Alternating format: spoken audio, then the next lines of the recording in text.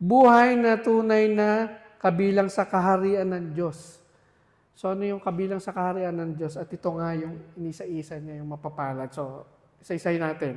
Una, makikita natin sa verse 3, sabi niya, mapapalad ang mga dukha sa Espiritu sapagkat kanila ang kaharian ng Diyos. Dukha. So, ang dukha ay yung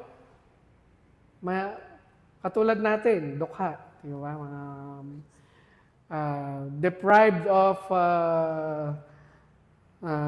mga bagay na ini-enjoy ng mga merong may kaya. Pero, sino mapapalad para kay Jesus? Yung mga mahihirap mismo, mga dukha.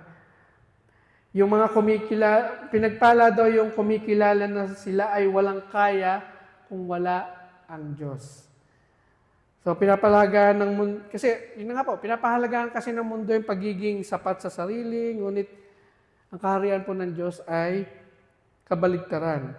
Ang kaharian ng Diyos ay pagpapakumbaba na umaasa sa ating pong Panginoong Hesus. So, kamusta po ba yung tatanungin po natin ng ating sarili? Sino ba ang inaasahan natin? Sarili ba nating lakas o lagi tayo umaasa sa lakas na nanggagaling sa Diyos? So, pansinin niyo po, hindi pinagpapala ng Diyos, mas pagpapalain ng Diyos yung mga nagre-recognize na wala ako na may pagmamalaki, kundi ang lakas ng Panginoon, ng ating Diyos.